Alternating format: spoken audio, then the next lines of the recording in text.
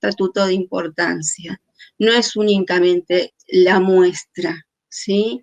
Todo está para nosotros relacionados, no únicamente para comunicarnos, sino para que ese vínculo que establecemos con ustedes sea completamente dinámico. Así que todos nuestros nodos es como un mapa horizontal que tiene la misma importancia. Por otra parte, el año pasado iniciamos con esto de la cátedra también. ¿Por qué iniciamos esto? Porque ustedes saben que dentro del ambiente de la academia, hay mucha producción alrededor de lo que es el arte, y que nosotros muchos no tenemos acceso porque pertenecen a ciertas instancias. La idea no era únicamente que este sea un espacio más de difusión, sino que ese contenido también resuene en todos ustedes, como en todas nuestras actividades, porque el fin último es que en esta cuestión dinámica se pueda construir un conocimiento, porque consideramos que las artes pueden producir resonancias en ustedes en una forma dinámica para construir no solamente identidades, sino contenidos y conocimientos que nos permitan reflexionar sobre el mundo en el que habitamos y que cada vez está más complejo y que cada vez nos interpela mucho más. El año pasado, con estas cátedras, tuvimos 5 de doctores, investigadores, magísteres de la Universidad de Buenos Aires, de La Plata, gente doctorada de Lanús, con diferentes temas, porque la idea es que el abanico pueda abarcar esta gran dimensión que tiene el arte. Se hablaron hubo charlas de arte medieval, de ciencia y técnica, sobre didáctica de las artes, sobre colectivos con problemáticas de mujeres con SIDA, investigaciones que se hicieron en Europa, ¿sí? Arte y ciencia.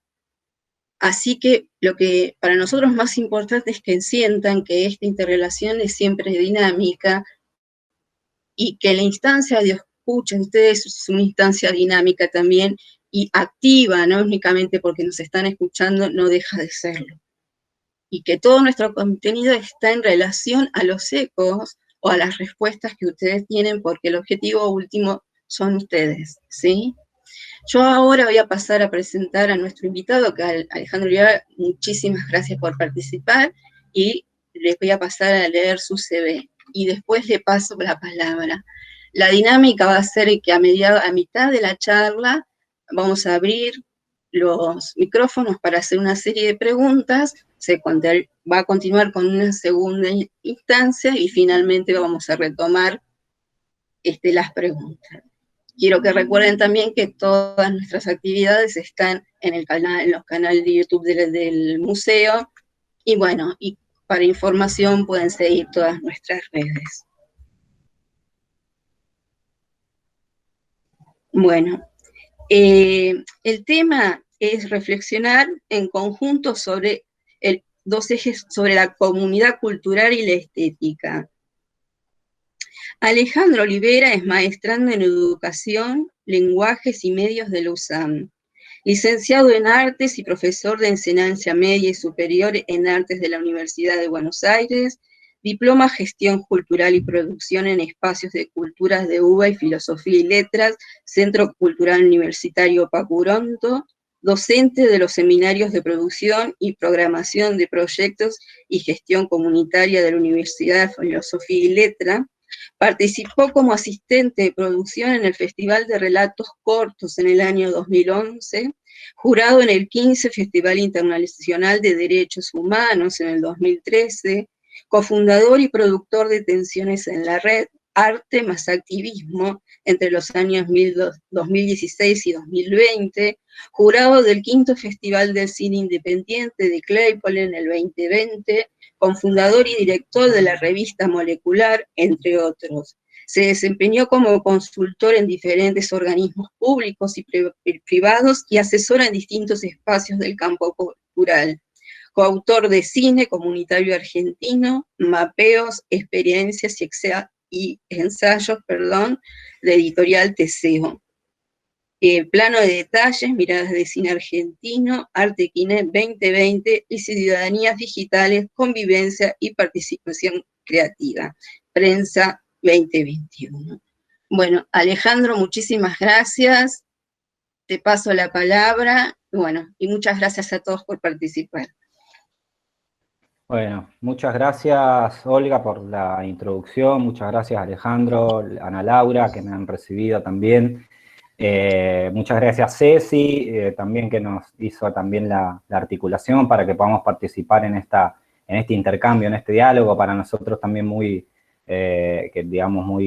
interesante y que nos pone siempre contentos. Gracias al Museo Maxur, a Alejandro también, que nos recibía, y a Olga. Y bueno, veo algunos colegas, también colegas del equipo de nuestro Filosit, y también de algunos colegas de otras instancias también. Gracias a ustedes también por estar esta tarde de viernes, cerrando la semana. Así que bueno, como contaba Olga, yo me voy a tomar, si les parece, algunos minutos con una presentación, ¿sí? Que va a ayudar a guiar un poco la parte positiva, por decirlo de alguna manera, pero desde ya, él, la que quiere, interrumpe con el micrófono, interrumpa tranquilo, o como dice Olga, no van poniendo en el chat, y entiendo que después vamos a organizar no solamente para preguntas, sino para aportes de ustedes desde ya, lo que quieran comentar, agregar. Obviamente también es bienvenido, y es una situación de aprendizaje para mí y para todos también. Bueno, voy a compartir la pantalla ahí, Olga, y si me pueden decir si se ve bien nada más ahora. Sí. Y si les parece, comenzamos. ¿Sí? Vamos a tomar esta media hora, 35 minutos, 40, para mostrar algunos ejes, ¿sí? de la exposición, y después la seguimos charlando. Ahí voy a compartir, Olga, decirme si estamos bien. Estoy presentando ahora.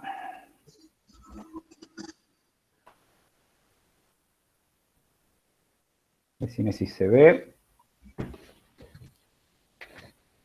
Sí. Vale. Perfecto. Bueno, vamos a la presentación.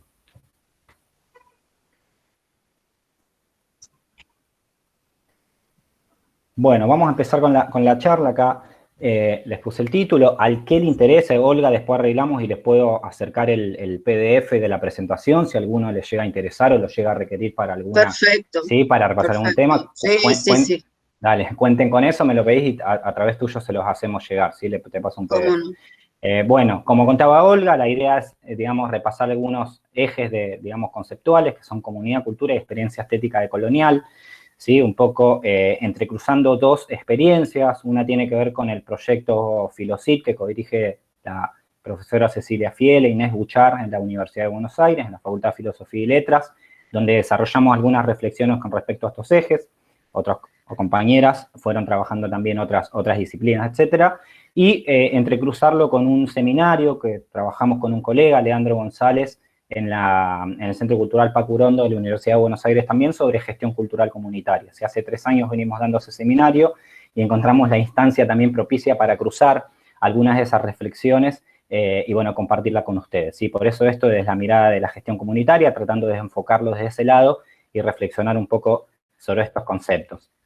Y algunos puntos de partida tenían que ver con estos objetivos que mencionaba recién, ¿no? Reflexionar en conjunto, o sea, de manera colectiva, sobre los ejes comunidad, cultura y estéticas, ¿sí? Observar experiencias latinoamericanas de gestión comunitaria, obviamente por la extensión, digamos, van a ver que hay algunas cuestiones desde ya que son un recorte, ¿no? Algunas cosas muy planteadas de forma general para que nos vayamos debatiendo y obviamente llevarnos también algunos debates para el post de la charla, ¿sí? Y por último veríamos en qué sentido podemos hablar que estos proyectos proponen políticas de transformación subjetiva y social. Más o menos esa es la línea que les propongo, ¿sí? Para conversar, así que les dejo ahí la introducción. Entonces, centremos un poquito a los ejes de reflexión, ¿sí? Yo les quiero compartir algunos fragmentos de lectura sobre alguna bibliografía que estuvimos utilizando y algunas síntesis que fuimos logrando ahí con el equipo, y a partir de eso seguir la reflexión. Comunidad, ¿no? Dijimos entonces, comunidad, cultura, estéticas, ¿sí? Con perspectiva decolonial. Vamos a empezar con esta primera idea a partir de una frase de Lischetti, que paso a leerles ahora, Mirta Lischetti, una persona que también ha trabajado la Universidad de Buenos Aires, en la Facultad de Filosofía y Letras y también articulando con el SIDAC, que trabaja en términos territoriales también. Dice Lischetti, en el uso cotidiano nos encontramos hablando de abordajes comunitarios, prácticas comunitarias, maestros comunitarios, acción comunitaria, programas comunitarios. Y esto no es ni bueno ni malo, ¿sí? Podemos seguir usando estos términos sin problematizarlos, pero también podemos ver cuáles son los supuestos subyacentes de estos conceptos, dice Mirta, ¿sí? Con el objetivo de tener más recursos teóricos que nos sustenten en el momento de nuestras prácticas. Estos términos nos evocan unión, comunión, fraternidad, solidaridad, ¿sí?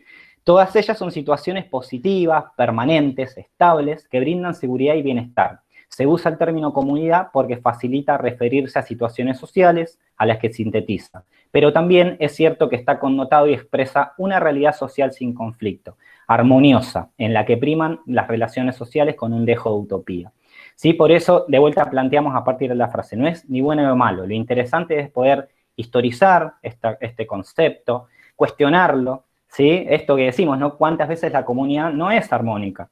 ¿Sí? En la comunidad también existe el conflicto, también existen las diferencias y por eso me parecía importante plantear la reflexión sobre la comunidad y en particular sobre nuestras comunidades, ustedes mismos ahí en el museo, en términos territoriales en Lanús, ¿no? Cada uno va a encontrar su comunidad, cuestionarla, ¿sí? Estudiarla, reflexionarla y resignificarla constantemente porque no siempre, ¿sí? Se vincula con los términos de unión, comunión, fraternidad. Y esto de analizar cuál es lo que subyace en estas concepciones está bueno siempre como punto de partida, ¿sí? Eso para empezar con esta reflexión. Y por otro lado, una frase del filósofo Roberto Espósito, ¿sí? Ahí al final les pongo la bibliografía para que quienes les interese también la puedan consultar. Dice lo siguiente, ¿no? sobre la comunidad. Dice, imponemos un giro de 180 grados a la sinonimia común propio, inconscientemente propuesta por las filosofías comunitarias y restablecemos la oposición fundamental.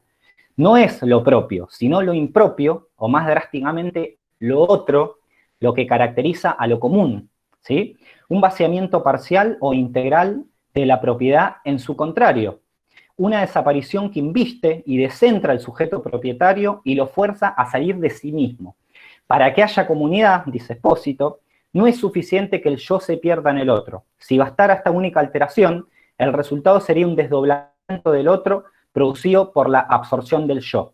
Hace falta, en cambio, que el desbordamiento del yo se determina al mismo tiempo en el otro mediante un contagio metonímico que se comunica a todos los miembros de la comunidad y a la comunidad en su conjunto. Me parecía interesante, y va en la línea de lo que decía Mirta Lischetti, de plantear la comunidad a veces como lo contrario a lo que pensamos. Decimos, hacemos comunidad con estas personas con las que tenemos un común, ¿sí? Y no muchas veces es así, porque justamente ahí se inscribe la diferencia. Por eso podemos pensarlo desde lo impropio, ¿no? De eso que no es efectivamente lo que nos pertenece o a lo que nosotros pertenecemos, sino eso que nos coloca en una posición de otredad, ¿sí? Entonces me parecía importante tomar estas dos digamos, primeras frases para reflexionar sobre la concepción de comunidad y pensarla, a su vez, en términos prácticos. También el hecho de la reciprocidad que aparece en la frase de Espósito. Si no hace falta, no alcanza con que yo me desdoble o me replique en el otro. Si hace falta que me acerque, digamos, a mi límite. Digamos, que yo también sea recíproco con el otro y me encuentre en una posibilidad de comunidad, ¿sí? En una posibilidad. Acá dice, todos los miembros de la comunidad, ahora vamos a leer alguna frase que va a debatir con este punto también, y a la comunidad en su conjunto. Pero me parecía importante, en este primer eje de comunidad, plantear estos dos debates que dejan Mirta Lischetti y Roberto Espósito. Pasemos un poquito a cultura, ¿sí? Hablando en esta introducción conceptual. No sé si conocen este meme, que es medio famoso, pero tiene que ver con, no, bueno, rechazo algo, acepto lo otro. Muchas veces la cultura se entendía, así como vemos en la parte... esperen que oculto esto, en la parte de abajo, ¿no? Cuando decimos la cultura es el repositorio de valores, creencias, ¿no? Cuando esa definición algo clásica de lo cultural. El sector de las industrias creativas, buenísimo, los productos de entretenimiento, buenísimo. Pero en realidad la cultura, ¿sí? Inscribe otras cuestiones que muchas veces rechazamos o que no terminamos de reflexionar, ¿sí? Que están siendo puestas obviamente en escena, en palabra por muchos autores y autoras, pero digo, no siempre son las más recuperadas. La primera es que es un campo de disputa de sentidos, ¿sí? Esto es así, de vuelta, lo cultural no es desde ya lo armónico absoluto, pueden existir experiencias desde ya, desde comunidad, de armonía, de solidaridad, de reciprocidad, pero muchas veces la cultura se expresa como un campo de disputa, es así, ahí se discuten significados, ideologías, ¿sí? Modos de ver el mundo, prácticas, etc. Entonces, en esas prácticas justamente es donde aparecen a su vez las relaciones desiguales de poder, ¿sí? La cultura también expresa eso, como entramado de significados, ¿sí? De nuestras vidas, digamos, de nuestro cotidiano, también expresa muchas veces relaciones desiguales de poder que existen en lo cultural. Y por otro lado, son procesos hegemónicos sostenidos. Esto es así también, ¿sí? Recuperando algunas concepciones quizás neomarxistas, ¿no? Pensamos en ese sentido también lo cultural, porque realmente es así. Hay un montón de procesos hegemónicos y obviamente hay procesos contrahegemónicos o de resistencia o de cuestionamiento, digamos, que muchas veces son apropiados por la hegemonía o muchas veces terminan generando, hoy vamos a hablar un poco, digamos, algunas experiencias micropolíticas interesantes que rompen, entre comillas, o agrietan o pliegan, digamos, algunos funcionamientos del sistema mundial, digamos, si le podemos decir de alguna manera. Entonces, plantear lo cultural en esta dicotomía, obviamente general, que admite un montón de lecturas, de cuestionamientos, pero digo para mostrarlo en términos más claros, en que podamos tener una visión más integral de la concepción de cultura, que también subyace a su vez en los procesos de gestión, que me imagino que muchos de nosotros y nosotras implementamos en nuestra vida cotidiana. Entonces, ante esta dicotomía que planteamos a modo esquemático, digamos, de modo de ficción teórica para jugar un poco con estos conceptos, proponemos con Víctor Vich, el autor peruano, también teórico de la cultura, ahí les dejo la bibliografía abajo. No sé si alguien va a hablar con el mix, si quieren lo activan y me dicen. Proponíamos con Vich entonces la idea de desculturizar la cultura. No sé si conocen ese libro, pero está bueno. Y en principio, ¿qué implica, no? Implica 3 acciones, dice Vich. Por un lado, parafraseando un poco a Pink Floyd, dice, considerar el lado oscuro de la cultura. ¿Sí? Justamente esto de lo que estamos hablando y muchas veces nos expresamos con lo cultural, cuando decimos, bueno, lo cultural son los eventos de entretenimiento, ¿sí? Son las industrias creativas, etcétera, que obviamente lo es, no es que no lo es, lo que pasa es que también es lo otro, por eso decimos, tengamos una concepción más integrada de eso. Por otro lado, ¿sí? Esto de desculturizar la cultura implica afirmar que lo cultural no es una dimensión aislada de la vida, y esto lo podemos hablar, obviamente, largo y tendido sobre las artes, desde ya. Acá tenemos especialistas también que nos pueden aportar seguramente sobre ese concepto de autonomía, por ejemplo, y muchos otros, pero digo, lo cultural no está aislado desde ya, ¿sí? Es una dimensión entrelazada, y por eso el tercer punto, revelar que las demás esferas sociales también son culturales, ¿sí? En el sentido que entraman significados válidos, legitimados, debatidos, puestos en disputa, digamos, por diferentes agentes culturales, sectores, sociales, etc. Entonces, partimos desde esta simple dicotomía, planteándolo así para traer a la reflexión, a una posibilidad de desculturizar la cultura, que tiene que ver con esta cuestión, pensarlo de una forma más integral y empezar a incorporar elementos de debate. Les comparto un último punto que me parecía interesante traer en este concepto de lo cultural, que es de Rodolfo Kusch, ¿sí? El antropólogo argentino, que dice, detrás de toda cultura está siempre el suelo, dice Kusch, ¿no? Metiéndonos también, linkeando con la comunidad. Y ese suelo así enunciado, que no es ni cosa, ni se toca, pero que pesa, es la única respuesta cuando uno se hace la pregunta por la cultura, dice. Él simboliza el margen de arraigo que toda cultura debe tener. Es por ello que uno pertenece a una cultura y recurre a ella en los momentos críticos, para arraigarse y sentir que está con una parte de su ser prendido al suelo. Es la gran paradoja de la cultura. Si por un lado es la más cruel de las revoluciones, porque nos desnuda totalmente, por el otro es el definitivo domicilio en el mundo. ¿Sí? Ahí los marco algunas palabras que me parecen claves para comprender un poco la lectura. Como que tiene como misión una nueva creación del mundo. ¿Sí? Realmente no deberíamos entender las transformaciones, sino en este único sentido que brinda la cultura, como algo que apunta nada más que a mi vida aquí y ahora. Sí, me parecía traer esta lectura para hacer el puente con el tercer concepto que vamos a hacer para introducir, que es el de estéticas. Sí, pero fíjense cómo la concepción de Kusch sobre lo cultural como un suelo, ¿no? Esa palabra es interesante como la plantea porque tiene que ver justamente con una situación, me refiero a un estar situado, ¿no? En un aquí y ahora.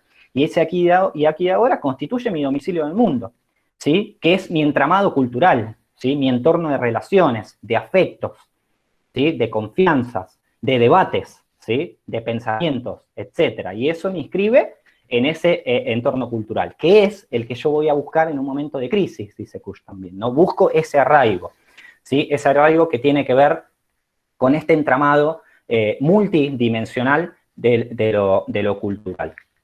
Entonces, vamos a pasar, de Kusch nos da el pie, digamos, un pensador también de la filosofía latinoamericana y de la estética decolonial. Vamos a pasar al tercer concepto, ¿sí? De los ejes que les proponía, que es el de estética. Vamos a partir de algo muy general para retomar en este súper resumen que estamos haciendo, ¿sí? Cómo la estética nos inscribe en una serie de filosofías sobre lo sensible, ¿sí? De las estéticas decoloniales, ya obviamente podemos cuestionar, obviamente, el mismo concepto de lo sensible, o qué integra lo sensible del sujeto, digamos, ¿no? Entonces, la estética como filosofía sobre lo sensible y cómo esas filosofías, esas formas de pensamiento, esas instancias como esta misma que tenemos ahora para debatir un poco lo cultural, lo artístico, etcétera, instala una serie de preguntas, desde allá, preguntas que ya son clásicas, algunas, ¿no? Algunas vinculadas a conceptos tradicionales, digamos, de la reflexión del arte, no sé, la belleza, por ejemplo, por poner un solo ejemplo. Pero también va a inscribir otra serie de cuestiones, porque recuerden, en lo cultural vamos a pensar dimensiones interrelacionadas, ¿sí? Interrelacionadas. Entonces vamos a hablar quizás de lo político, ¿sí? Obviamente vamos a hablar de lo estético en vínculo con lo artístico, ¿sí? Vamos a hablar de la imagen, ¿sí? Vamos a hablar, ¿sí? De la relación entre el sujeto y el objeto, que es un poco lo que yo les ponía en este segundo esquema, modo muy esquemático también, pero para plantear un poco el debate, es pensar un segundo concepto vinculado a la estética, a la filosofía sobre lo sensible, de las preguntas del arte, que es el de la experiencia estética. Es un poco un concepto que tomamos como punto de partida en el Filocit, ¿sí? A partir del texto de Martin Shea, y planteando, digamos, la posibilidad de pensar una filosofía decolonial contemporánea, que obviamente inscribe autores desde mediados del siglo XX, incluso un poco antes, pero planteando una relación entre el sujeto, ¿sí? Y el objeto diferente a lo que podemos llamar una filosofía tradicional o clásica, me refiero particularmente a algunos autores como Descartes, Kant, Hegel, digamos, que buscaron, ¿no? esa filosofía quizá totalizante, ¿no? Sistematizante, como tratando de marcar algo casi absoluto, diría, buscando la universalización de ese pensamiento, etcétera. Digo, pasamos un poco, decíamos, hay una corriente filosófica propia, por decirlo de alguna manera, y volviendo a discutiendo con uno de los primeros conceptos, que instala la posibilidad de pensar una relación diferente entre el sujeto y el objeto con respecto a lo que muchas veces en la estética se plantea como una situación de contemplación, ¿sí? Muchas veces la relación del sujeto, que es la conciencia del yo, ponía acá yo en este circulito, ¿no? Como una conciencia individual, ¿sí? Un sujeto que percibe y a un objeto y generando una situación de contemplación, que obviamente admite un montón de otras aristas, pero digo, pasamos a pensar un sujeto que puede ser pensado de forma plural, ¿sí? Puede ser pensado de forma micropolítica y sobre todo puede ser pensado en términos de participación, ¿sí? ¿Qué quiero decir? Que extendemos, que ampliamos, que expandimos un poco el concepto de estética, ¿sí? Por sobre el hecho contemplativo, incluso por sobre la figura de lo sensible, o en todo caso, deberíamos preguntarnos de qué hablamos cuando hablamos de lo sensible. Digo, más o menos esta es una línea que particularmente yo intenté plantear en mi trabajo sobre José Campuzano, que es un poco el tema específico que yo trabajé y que hoy en día les quiero hacer un comentario sobre eso, pero digo, plantear diferentes líneas y particularmente esta posibilidad de pensar, digamos, en clave más decolonial, y ahí también lo vinculo con la gestión comunitaria, que me parece que está abordando algunas problemáticas de este tipo. Una frase para cerrar el tercer eje y terminar esta primera parte. El punto, dice Arturo Roy, también un filósofo mendocino, también con mucha obra escrita, muy reconocido también en la filosofía latinoamericana, dice lo siguiente, ¿no? Cuando hablamos de este sujeto plural, ¿no? Por ejemplo, de ese nosotros, va a decir Roy, dice, el punto de partida para una definición de lo nuestro y del nosotros ha de ser siempre el sujeto concreto. Dice, recuerden lo que hablábamos con el suelo, ¿no? Con el aquí y ahora, la cultura cuando hablamos de Kusch, también hay algunos vínculos que se pueden establecer acá. El sujeto concreto inserto en su mundo de relaciones humanas, desde el cual recibe o se apropia de las formas culturales, y no lo recibido en sí mismo, cuya riqueza intrínseca se juega toda entera en el acto de recepción. Recién Olga decía algo interesante también cuando empezamos, ¿no? Esto de estar en un debate, ¿no? El rol que a veces nos toca en escuchar, con aportar, con preguntar, también, ¿sí? Se vuelve participativo, ¿sí? Depende de cómo se establezca esa comunidad, qué dinámica cree. Pero digo, nos vamos corriendo también de la contemplación, del acto de recepción, en lo artístico, en lo sensible, en lo estético, ¿sí? Para colocarnos en productores también de ese sentido, ¿sí? Por eso dice, se apropia de esas formas, ¿sí? No solamente las recibe, sino que las apropia y las apropia desde un lugar situado, ¿sí? Desde un suelo, desde un domicilio en el mundo. Sigue Roy, la realidad, dice, se le presenta al hombre de este modo no como una naturaleza hecha, ¿sí? Una natura naturata, sino como una naturaleza haciéndose, ¿sí? No como una contemplación del mundo, sino como un ir haciéndose su propio mundo, y así mismo, es decir, un ir creando los propios códigos desde los cuales ese mundo puede ser comprendido dentro de determinados horizontes de universalidad. ¿Sí? Fíjense cómo instala un sujeto en proceso, ¿sí? Que es, por ejemplo, otro concepto de Kuhn, el estar siendo, ¿sí? Corrernos del ser a veces. Fíjense que la filosofía, muchas de las filosofías clásicas y modernas, occidentales, como decíamos en ese macroesquema que armábamos, se posicionan en el ser. Incluso las grandes filosofías del siglo XX, piensen Heidegger, el ser y el tiempo, que obviamente ha ampliado su reflexión a muchos aspectos, pero digo, hay una concentración en el ser. Vemos en algunas filosofías latinoamericanas el interés por correrse del ser al estar, porque ese estar tiene que ver con lo espacial, sobre todo, lo espacial, digamos, inscribe ese mundo, ese sujeto concreto, esas condiciones de existencia, ese aquí y ahora, esos conceptos que se van tramando para decir, bueno, estamos hablando de otra subjetividad, estamos hablando de otra relación de esa subjetividad con su mundo, con su cultura, y un poco por eso vamos por este lado.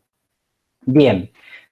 Terminamos esta primera parte, yo también voy controlando para no extenderme, vamos a pasar un poquito a linkear un poco estas concepciones con algunas experiencias de gestión cultural comunitaria.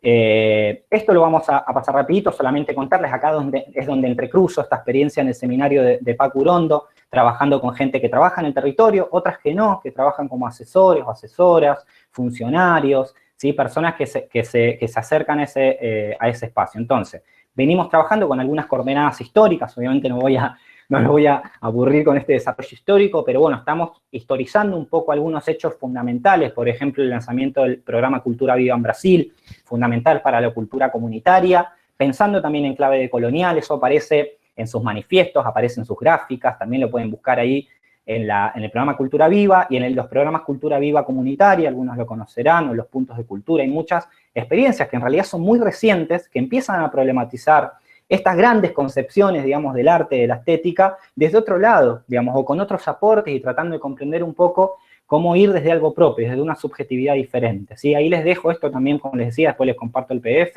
y me pueden escribir por mail, por redes sociales, como quieran, para consultarme lo que necesiten, ¿sí? Venimos trabajando, les quería mostrar una perspectiva de tipo histórica, tratando de definir algunas macro cuestiones con respecto a la gestión comunitaria y cómo eso aborda diferentes estéticas, ¿sí? La gestión comunitaria como un fenómeno social impulsado desde las comunidades y articulado con diferentes campos sociales, territorial, estatal, laboral. Lo que quiero decir, obviamente hay articulaciones de resistencia, a veces de coparticipación, etcétera, pero es un fenómeno que surge desde la comunidad, ¿sí? Desde ese entramado que estamos hablando recién, con sus conflictos, con sus diferencias, pero surge desde allá, ¿sí? Después se articula con el Estado, con el sector privado también, obvio, etcétera.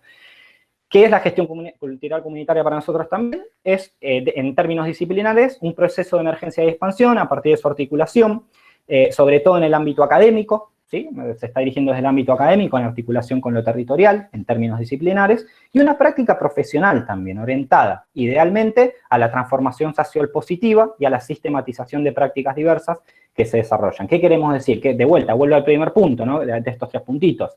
¿Sí? Es algo que surge en lo práctico y se va sistematizando, ¿sí? Y compartiendo. Ahora vamos a ver la experiencia del clúster en un ratito, y tiene que ver con esto, cómo a veces los procesos comunitarios, ¿sí? Inscriptos en una concepción subyacente de cultura que trata de marcar la diferencia con algunas de las macro definiciones clásicas, aparece también a partir de esa práctica, digamos, la posibilidad de replicar, digamos, territorialmente a veces esa cuestión.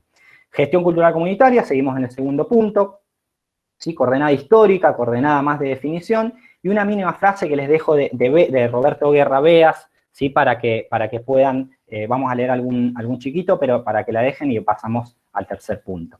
Dice Guerra Beas, un autor chileno también que viene trabajando desde lo comunitario hace bastantes años, dice: felizmente desde hace un tiempo, la pregunta de si existe o no una gestión cultural que pueda denominarse comunitaria, a fuerza de evidencia, ha ido cediendo lugar a sus propios actores que hablen de sus prácticas. Se trata de voluntades individuales y colectivas que abren espacios de participación, disputan, generan sentidos, pero ante todo actúan, ¿sí? Muchas veces por la sola satisfacción de sentirse haciendo algo significativo para ellos y para su entorno.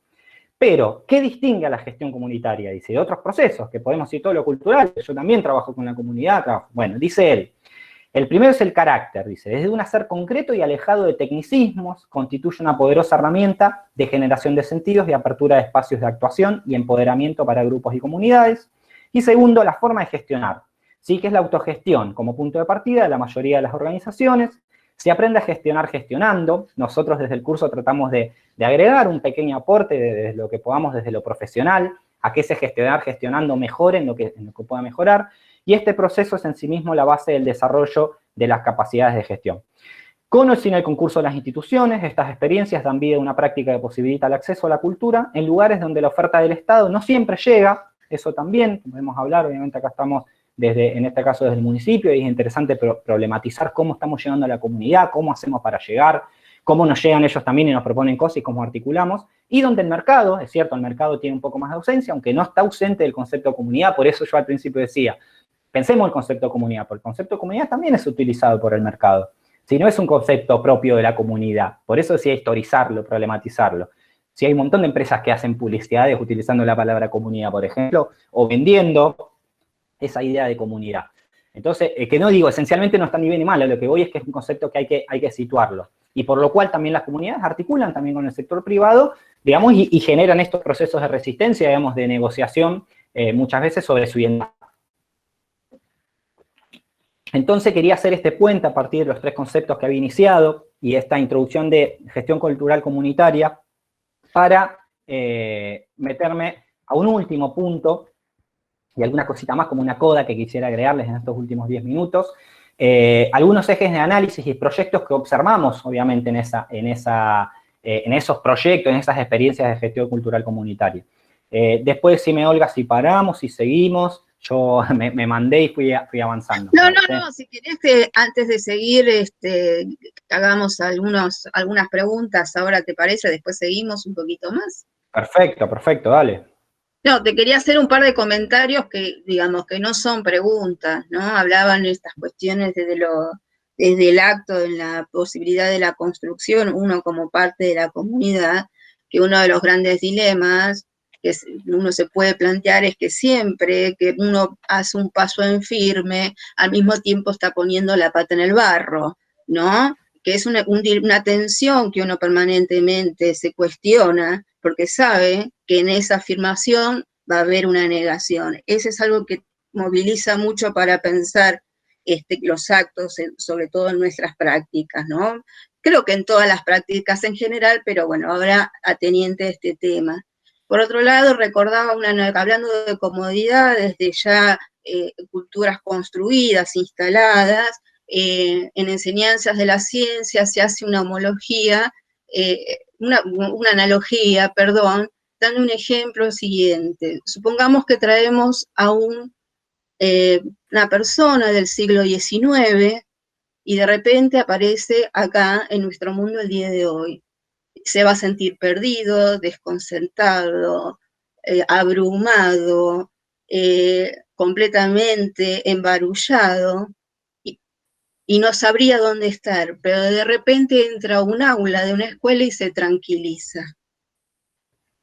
Esto, digamos, es poner en cuestión de cómo todavía esta cosa, alguien del siglo XIX, cuánto hay que pensar sobre el tema de ciertos estatutos ya puestos.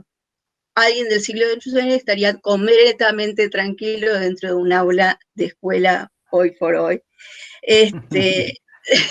Digo, de cómo estas dinámicas se van, ¿no?, entretejiendo permanentemente, pero me interesa esta cosa de la cuestión situada, ¿no? De la cuestión situada, y lo que más me interesa es en esta cuestión de proyecto, sobre todo esta cuestión de la reflexión de las dificultades, ¿no?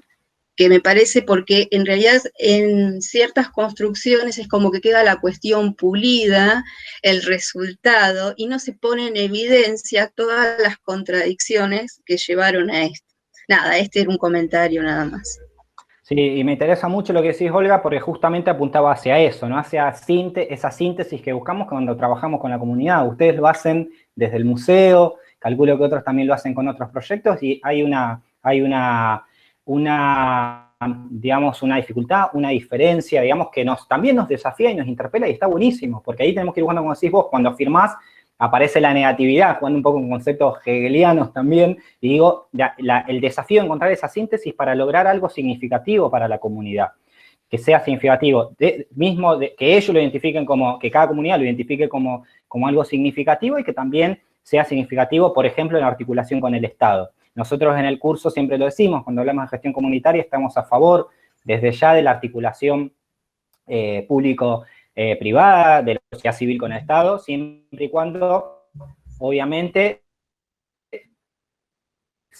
se pida y que haya un encuentro y una síntesis, cuando meto la pata en el barro también, es cierto. Y me interesa mucho esta anacronía que marcás con respecto a esa persona del siglo XIX que llega acá. Es cierto, y justamente por ahí la charla iba hacia ese lugar de decir, bueno, ¿cómo vamos a repensarnos? ¿Sí? ¿Cómo vamos a pensar estos conceptos de lo cultural, lo estético, ¿sí? Lo comunitario? Y por eso un poco traía estos ejes para compartirles.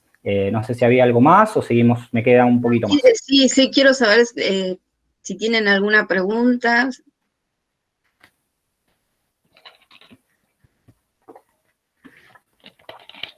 ¿Alguien quiere decir algo? Sí, o no sé, hacer un comentario, aunque no sea una pregunta.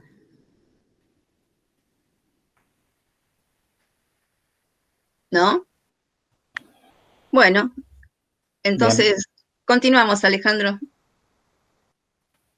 Bien, ahí voy un poquito, después hay un comentario ahí, lo tomamos. Continúo un poquito, así ya vamos con la última parte. Entonces planteamos esos 3 primeros ejes, ¿sí? A partir de esos 2 proyectos.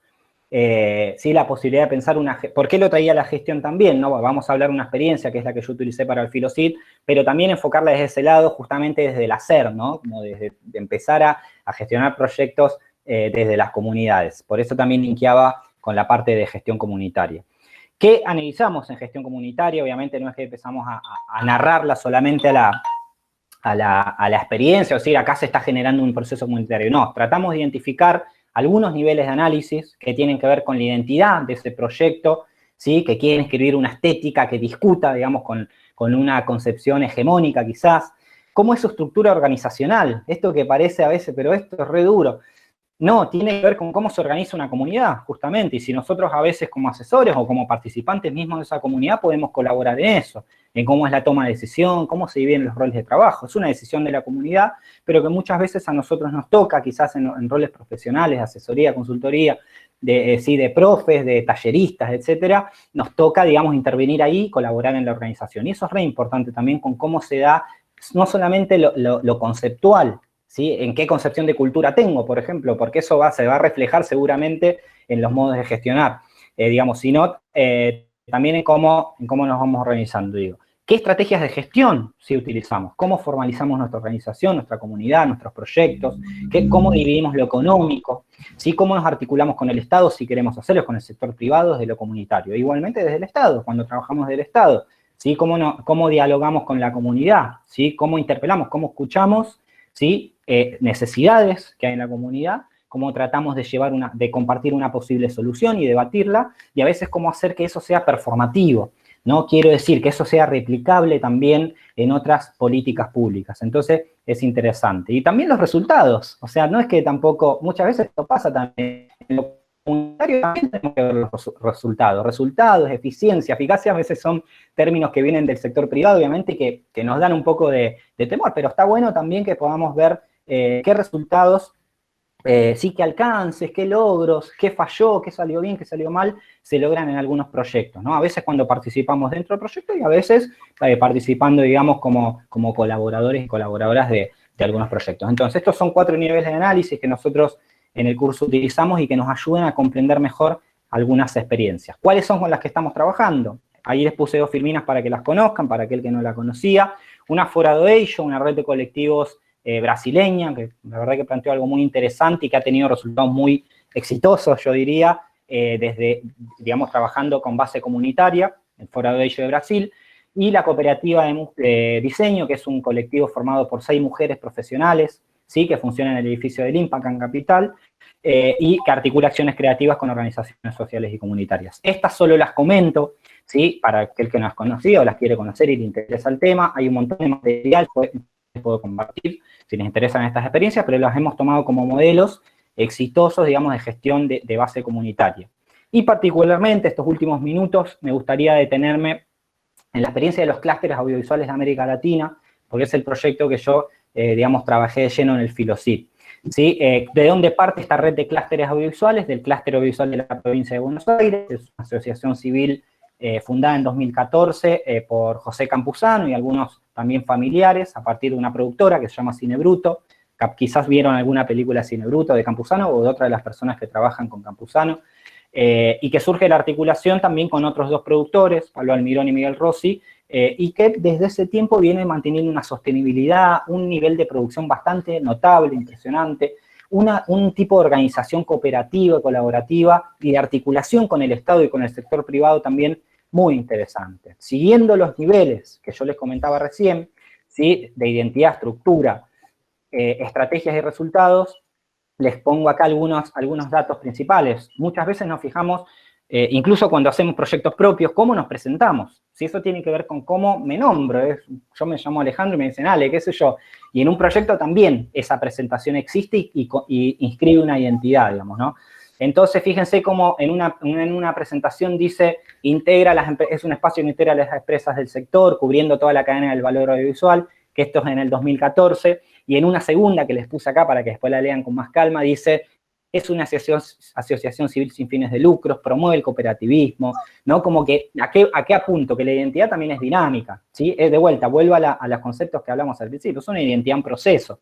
Es una identidad en proceso que se encuentra en el trabajo comunitario, ¿sí? En su trabajo estético, ahora vamos a hablar un poquito más de eso, pero digo, el primer punto es decir, bueno, ¿cómo se presenta esta organización? ¿Sí? ¿Cómo utiliza ese lenguaje? ¿Cómo lo va dinamizando? ¿Cómo lo va modificando? El segundo punto era cómo se organiza, ¿sí? Muchas veces trabajamos en colectivos que no se organizan de una forma formal, digamos, vale la redundancia, y eso no es ni bueno ni malo esencialmente, pero digo, los proyectos que son sostenibles son los que logran, digamos, en general, digamos, tener una claridad, porque han dado el debate, como han trabajado la parte conceptual, y se han organizado generalmente o en asociaciones civiles, en fundaciones, ¿no? En grupos de teatro, en lo que sea, digamos, pero le dan una organización. Y eso es fundamental cuando hablamos de lo comunitario también, porque eso va, digamos, va a permitir canalizar los conflictos de otra manera, ¿sí? De otra manera, cuando nos nombramos, nos decimos y podemos comprender más o menos cuál es nuestro funcionamiento. Nos interesaba la experiencia del clúster porque ha logrado formalizar, digamos, una forma de trabajo muy interesante. Ahí les dejo un videíto muy lindo de Campuzano hace algunos años, donde cuento un poco sobre Cine Bruto y cómo fueron evolucionando al clúster audiovisual. Acá, digamos, avanzando un poquito más, cuando hablábamos entonces de identidad, de cómo se organiza en este caso esta asociación, ¿qué estrategias se utilizan? Lo dijimos, se formaliza, esa misma es una estrategia de gestión, ¿sí? Toma decisión a partir de mecanismos asamblearios, ¿sí? Acuérdense cuando hablamos esta estética ampliada que genera un sujeto participativo, ¿sí? No es solamente Campuzano en un momento como autor ha generado un montón de películas y eran las primeras películas del clúster, pero progresivamente fueron participando otras personas como realizadoras, ¿sí? Y después se van intercambiando los roles. Si yo trabajé, digamos, haciendo cámara en una película, quizás en la otra aprendí y trabajo realizando. Entonces también hay una estética participativa, digamos, una estética que habla sobre lo sensible, desde ya sobre lo subjetivo, pero que inscribe otro tipo de experiencia, ¿sí? Un esquema productivo basado en el trabajo colaborativo, una articulación activa con el Estado, el sector privado y comunitario, ¿sí? Y eso parte desde la concepción cultural que tengo, ¿sí? Cómo concibo lo cultural como algo entramado, ¿sí? La capacitación permanente como estrategia de gestión y la incorporación de tecnologías. Eso me parece fundamental también marcarlo como algunas de las estrategias que vimos en el clúster audiovisual, que lo mencionamos en el proyecto del Filosit, sí, y particularmente también en las películas de Campuzano. Acá puse algunos resultados. Se crea una asociación civil, se abre la presentación de proyectos a la comunidad, ¿sí? A la comunidad, por eso digo, ¿no? No es que uno va a escuchar la charla o cosas, va a participar, opinar, ¿sí? A llevar su propio proyecto, y eso también está bueno, ¿no?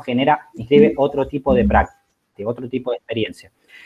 La versatilidad entre los modelos de gestión, de lo familiar y vecinal, al trabajo en red, ¿sí? El trabajo en red también está linkeando cuestiones que discuten. Hay un festival, por ejemplo, que ellos arman y lo arman con películas de Asia y de África. Y parece algo fuerte al principio decir, bueno, pero ¿qué están debatiendo un sentido contra el norte, por ser de alguna manera llana? Digo, plantear que se requieren espacios de participación para el ámbito latinoamericano, africano, asiático, y también se han metido en esa perspectiva también de colonial, ¿no? Hay una cuestión muy interesante ahí. Producen recursos, generan subsidios, convenios marco con municipios, muchas veces, trueques, participaciones, tienen un esquema de formación interna por el cual yo decía, hoy puedo estar haciendo la claqueta y después estoy haciendo el sonido, que ha pasado muchas veces en los créditos de las películas de Campuzano y de otros miembros del clúster. Van a ver que una persona está hoy haciendo una cosa y en la otra película ya va creciendo, por decirlo de alguna manera. ¿Qué hay? Se comparten los saberes. ¿Sí? Por eso, cuando hablo de recursos económicos, digamos, o de la producción de recursos, también hablo de este recurso que no es solo el dinero. Cómo yo con mi saber puedo también intercalar, digamos, acciones que tienen que ver también con la economía cultural. Es otra manera también de empezar a pensar lo cultural desde otro lado.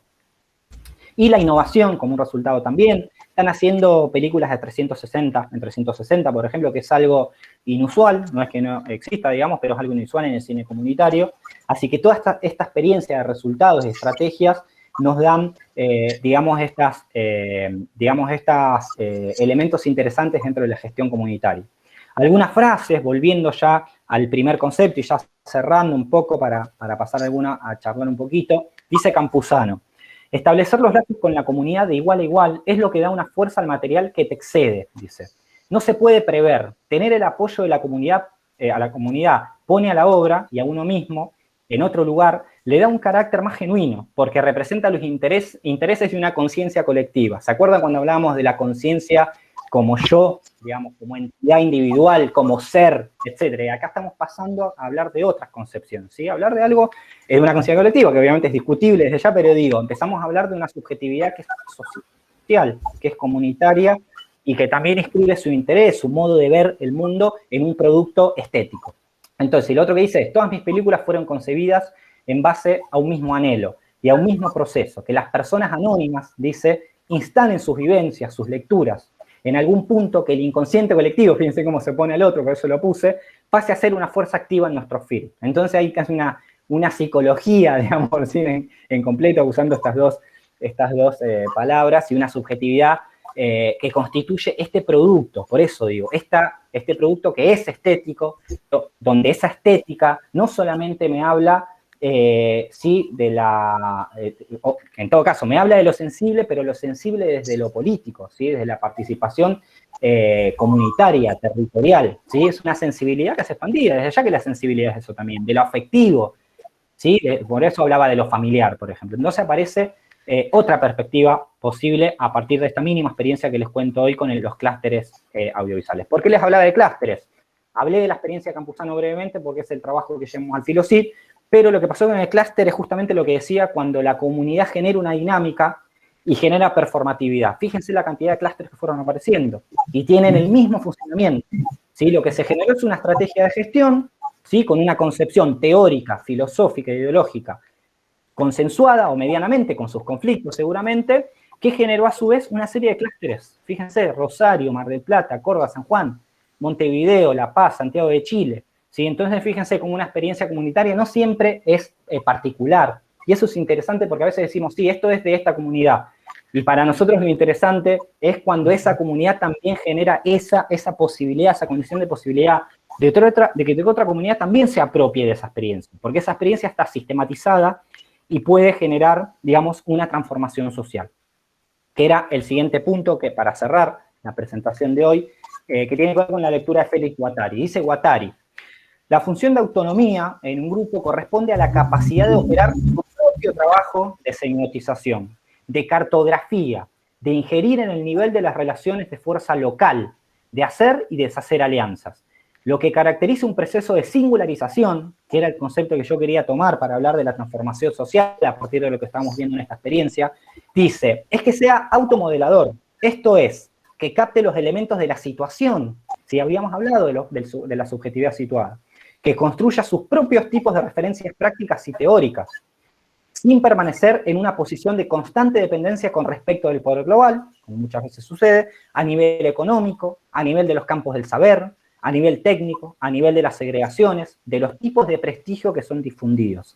A partir del momento en que los grupos adquieren esa libertad de vivir sus propios procesos, ¿sí? Vamos hilando con lo del principio, pasan a tener una capacidad de leer su propia situación y aquello que pasa en torno a ellos. Esa capacidad es la que les va a dar un mínimo de posibilidad de creación y exactamente les va a permitir preservar ese carácter de autonomía tan importante. ¿Sí? Entonces decimos, cuando suceden estas cosas, cuando nosotros decimos, hay un proceso de singularización. ¿Sí? ¿Qué quiere decir esto? ¿No? Que yo pude abordar una práctica desde nuestro consenso, ¿sí? Sistematizarla, generar un producto que interpela, digamos, quizás una comunidad pequeña. O sea, no es que la película se tiene que estrenar en los cines de Hoyts, ¿sí? Para que la vean 100 personas. Quizás ese producto es significativo para esa comunidad y retroalimenta su proceso cultural, es decir, de arraigo en su domicilio de mundo. Entonces, ¿no? Proponiendo también una estética, ¿sí? Contrahegemónica muchas veces, contracultural, autogestiva, etcétera, que debate, ¿sí? Que disputa sentidos, ¿no? Y genera a veces procesos de resistencia y procesos también a su vez de articulación con otros actores sociales, como el Estado. Hoy hablé del Estado y del mercado, pero podríamos hablar de otros más. Quisiera cerrar con una breve frase y una breve síntesis sobre esta acción, digamos, de los productores culturales de Víctor Vich, el teórico peruano que les mencionaba hacia adelante, que dice que una nueva definición de gestor cultural se hace necesaria. Ya no se trata de entenderlos como simples administradores de proyectos, sino sobre todo como agentes culturales, dice. Vale decir, como verdaderos curadores encargados de seleccionar objetos simbólicos y de construir con ellos guiones según las temáticas en las que se haya decidido intervenir. Un gestor cultural es entonces un activista, dice Vich, que debe estar muy integrado con las problemáticas locales y a partir de ellas realizar su trabajo. Entonces, ya no es solamente un encargado de gestionar eventos, sino que a través de estos, que están muy bien, dicho sea de paso, gestiona la deconstrucción de imaginarios hegemónicos, ¿sí? Porque la cultura sigue siendo esa disputa de concepciones, y la producción de nuevas representaciones sociales.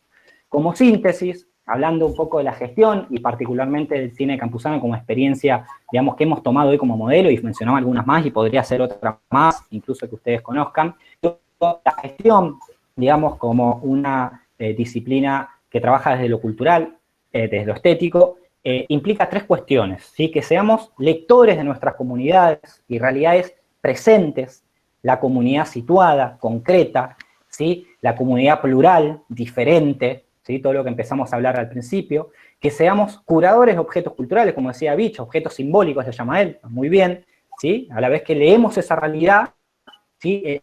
Agarramos elementos, estamos acá con algunos autores y curadores, digo, esos objetos los disponemos en una narrativa, ¿sí? En algo que signifique algo para esa comunidad, y somos hacedores de experiencias estéticas transformadoras, ¿sí? Esa es un poco la línea que sigo de Vich, que sintetizo en estas tres pequeñas pelotitas, obviamente abiertas a un montón de comentarios. Les dejo la bibliografía para que la consulten.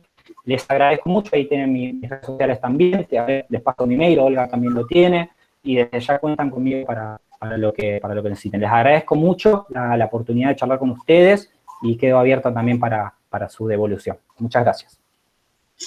Hola Alejandro, bueno, muchas gracias, me pareció excelente tu exposición y sobre todo para que pensemos un montón de cosas, que nos cuestionamos las guías del museo, pero en estos colectivos que hay una pregunta que me quedó por fuera de todos estos proyectos, de autogestión, de ser propio actores, ¿no? De producción cultural, como vos decís, estos curadores, actores sociales de la cultura.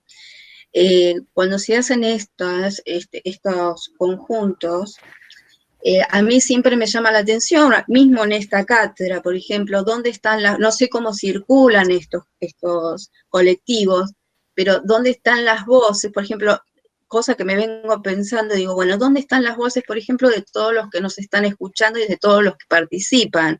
Porque más allá de una cuestión de estructuración de grupos, ¿no? Para producir algo de la cultura, y para cuestionarse, también me interesa, digamos, qué posibilidad habría con todos estos modos de que también se hagan visibles la gente que participa, porque bueno, vos me contás lo de Campuzano, sabemos quién es Campuzano, podemos adentrarnos, pero yo quiero saber esa persona X, que no sé quién es, que estuvo ahí, puede ser que haya circulado, pero digo, en términos, como para hacerme esa pregunta, digamos, repensar esa situación de ida y vuelta y de que aparezca también esta voz visible y que no sea una cosa aparentemente piramidal, ¿no?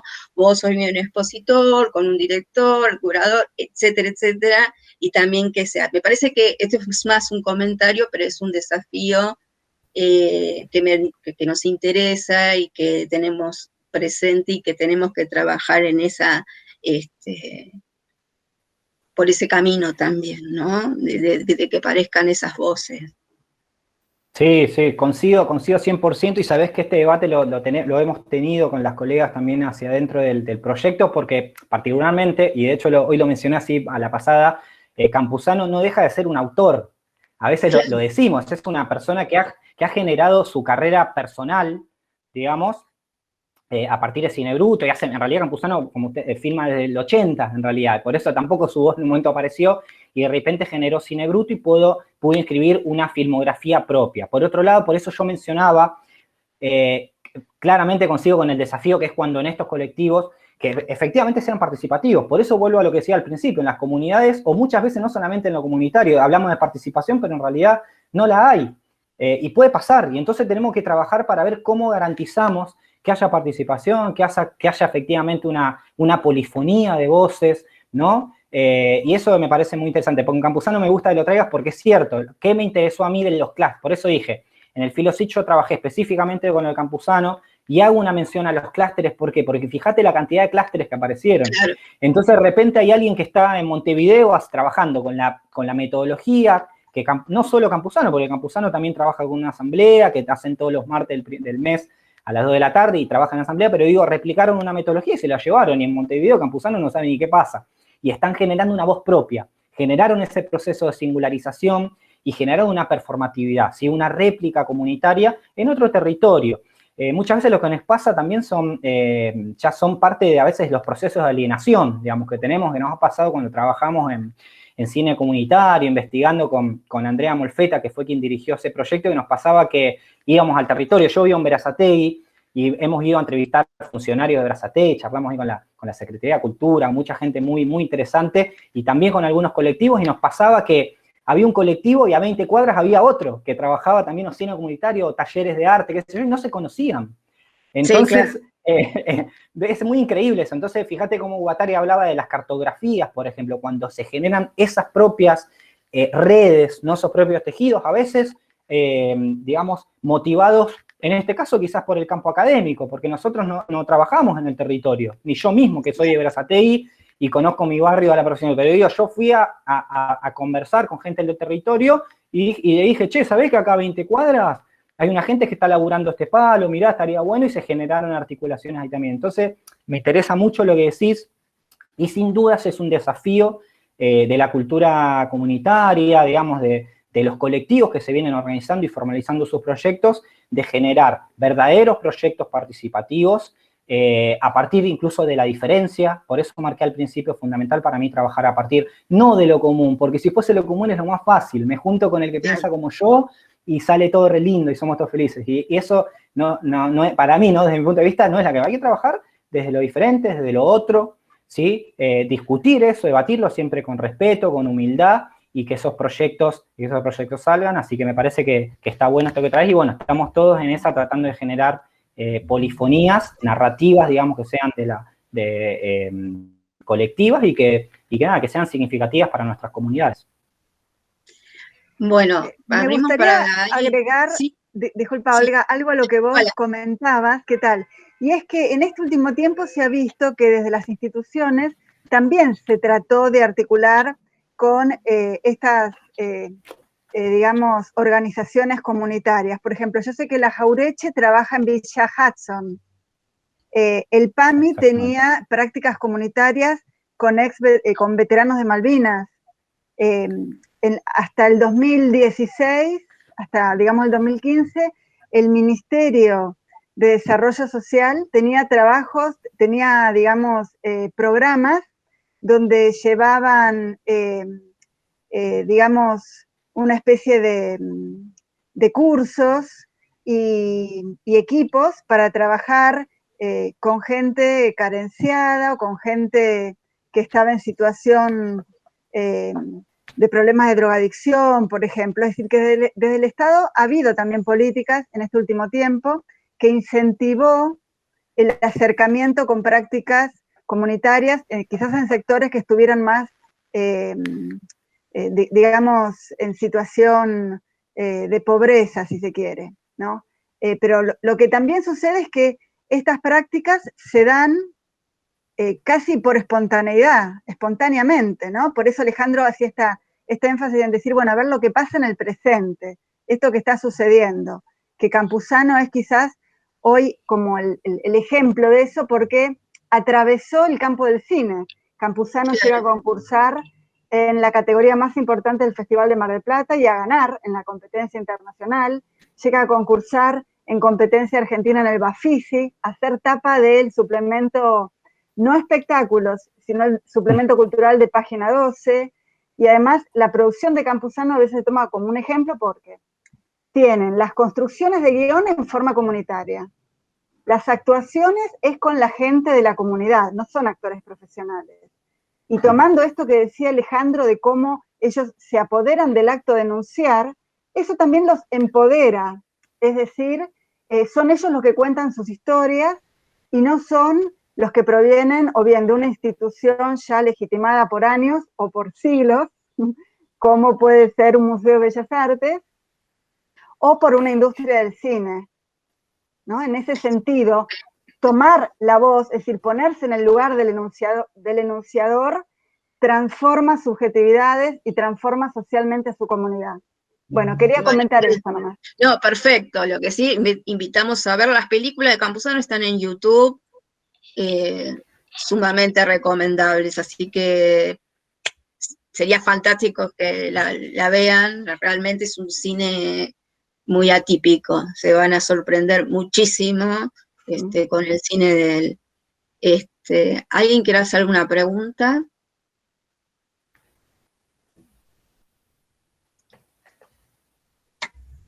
Alejandro Capelletti, ¿querés comentar algo?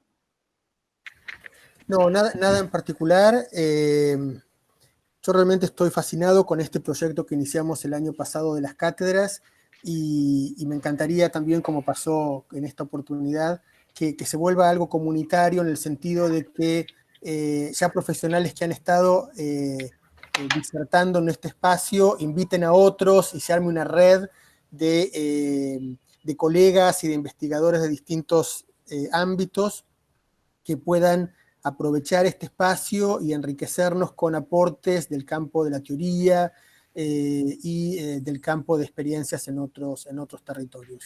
Así que en ese sentido, Alejandro, me encantó tu participación, tu charla, tu experiencia, lo mismo que la de Cecilia el año pasado y que la de Vivi, que también estaba por ahí, y que además nos siguen acompañando en este ciclo que para nosotros es fundamental.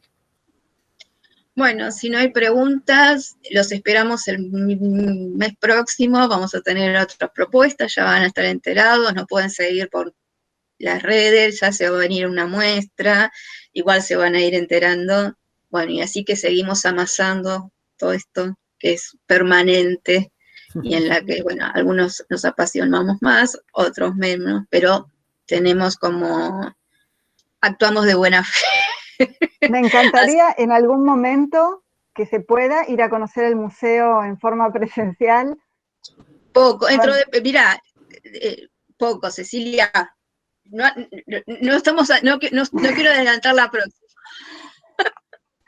Genial. Pero digamos, ya la vamos a anunciar, se va a inaugurar el 30 de abril. Pero de cualquier manera, por supuesto, con recaudos y qué sé yo, estamos armando una muestra ya que hace varios meses. Va a ser sobre el trabajo, pero por ahora no estamos formalmente preparados para transmitirlo. Está todo ya preparado para más adelante. Así que, bienvenidos a todos, por supuesto. ¿Qué más? Bueno, muchísimas gracias a todos y nos los vemos en el próximo encuentro. Muchas gracias. Gracias. Gracias, Olga. Gracias a todos. Gracias, Ceci, gracias, Alejandro, un gusto y un placer, agradecidísimo. Gracias, mil gracias. Gracias a todos, todas, buenas tardes. Gracias. Gracias a todos, gracias a vos. Chau, chau, chau.